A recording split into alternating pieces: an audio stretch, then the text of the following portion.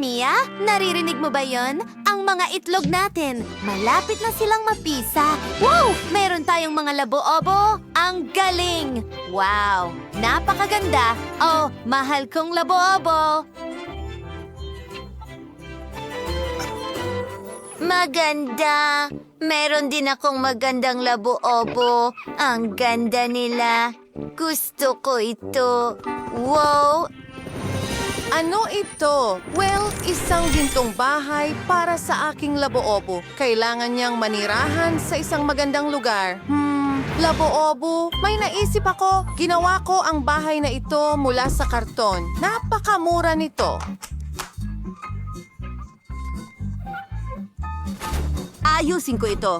Para magsimula, kumuha tayo ng 2 straw na karton. Mukha silang mga tubo.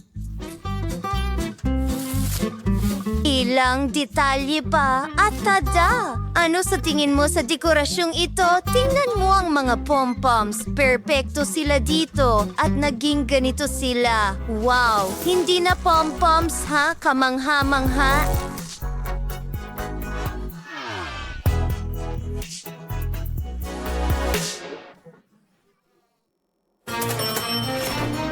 Gusto ko rin ng mabalahibong bahay para sa labo-obo ko.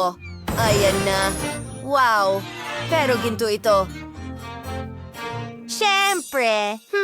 Labobo, inuulit nila lahat ng sinasabi natin. Ha! Wala kang ideya. Hindi ganun yon. Naisip ko na maglagay ng slide mula sa 2nd palapag pababa sa unang palapag. Wala ka namang pera para dyan.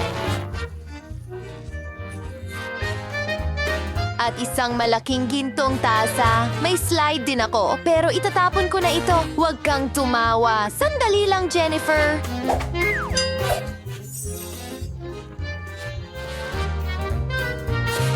Ngayon, punuin natin ito ng Orbeez. Wow! At ngayon, tapos na. Labobo! Bumaba ka sa slide.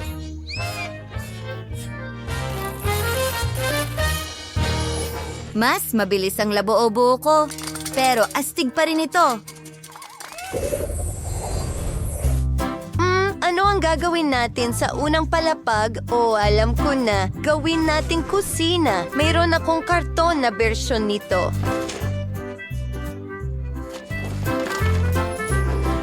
Tingnan mo ang lahat ng mga detalyeng ito.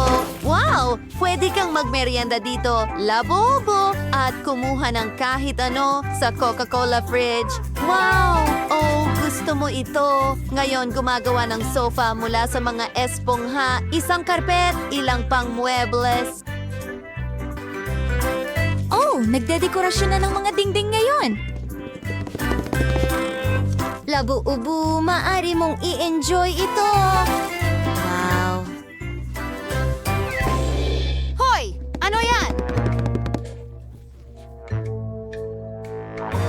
Barya ba ito? Oo, at hindi mo ito pwedeng kunin. Nagpasya ako gawing sahig ang mga gintong barya. Maganda, tingnan natin. Oh!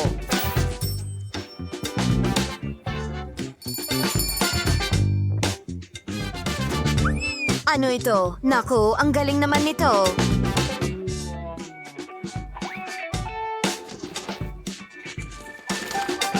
Ilang balahibo. Gusto mo ba ito, Labobo? Magaling. Ngayon, naglalagay ng fireplace. Ini-install ito dito mismo. Ang saya na ngayon. Naglalagay ng mga larawan sa mga dingding. Maganda. Ha? Ano yung tunog na yon? Oh, gutom na sila buo-bu ko. Aayusin ko na. Naglalagay ng upuan at mesa.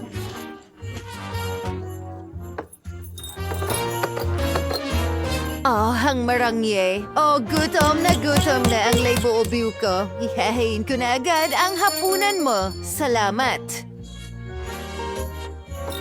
Labo-obo, heto na. Isang buong pritong manok. Mag-enjoy ka sa pagkain mo, mahal. Gusto mo ba ito? Oh. Iyan ay isang magandang ideya, Jennifer. pero talagang pagod na ako. Oh, napagod din ang labo-obo ko at nakatulog sa sahig. Hindi ito gagana ng ganyan. Ang kwarto ng labo-obo ko ay nasa 2nd palapag. Narito ang iting kama, gamit sa ng karton at lumang tela. Maganda ang kinalabasan. Meron din akong asul na karton. Wow! Tingnan mo yan.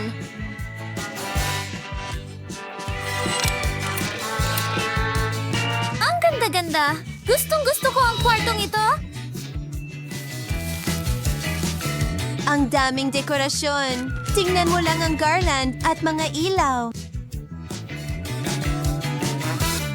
Labo-obo, gumising ka. Tingnan mo ang ginawa ko para sa'yo. Oh, ang mga damit mo, maganda. Oh, masaya ako para sa'yo. Ang labubo ko ay hindi pwedeng magkaroon ng kahit anong mura. Nakahanap ako ng pinakamahal at pinaka-chic na kama sa mundo. Ilalagay ito sa 2nd palapag. Tingnan mo ang aparador na iyon. Napakaganda. Para sa'yo lang ang pinakamahusay, mahal, at syempre isang piano. Alam kong mahilig ka sa musika. Oh, napakaganda niyan. Ang galing. At ngayon, maglagay tayo ng karagdagang pader sa 3rd palapag.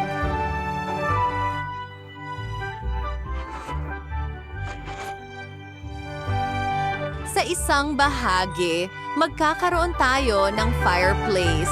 Oh, sariwang bulaklak at Coca-Cola. Makakapagpahinga dito ang aking labubo.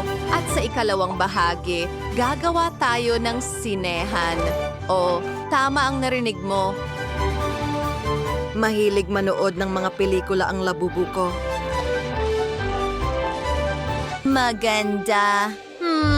Sa tingin ko, may mas magandang ideya ako. Gumawa ako ng mga bulaklak mula sa mga bote. Ang gaganda nila, idedekorasyon ko ang pader gamit ito. Gagawa ako ng palaruan sa 3rd palapag.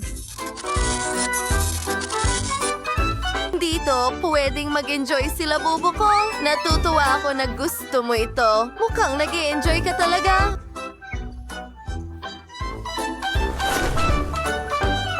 Ngayon, gumawa tayo ng harapan ng bakuran. Ilalatag muna ang karton, isang tindahan ng sorbetes. Mahilig sa sorbetes ang labubu ko. Oh, tingnan mo ang hot air balloon. Isasama ko si Labubu sa isang tour at gagawin ko ito mismo. Ang galing! Hindi ko kayang tingnan ng ganitong kahirapan. Magkakaroon ng Ferris wheel si Labubu sa harapan ng bakuran. Pwede mo itong sakyan araw-araw. Mahal!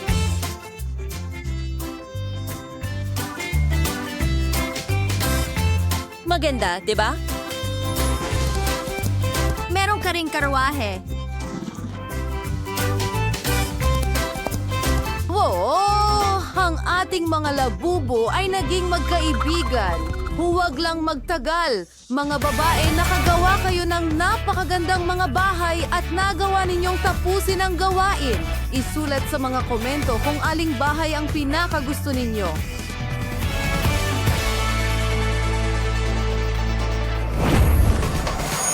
Mga kaibigan, siguraduhin i-like ang video na ito, mag-iwan ng komento sa ibaba at huwag kalimutang mag-subscribe sa aming channel.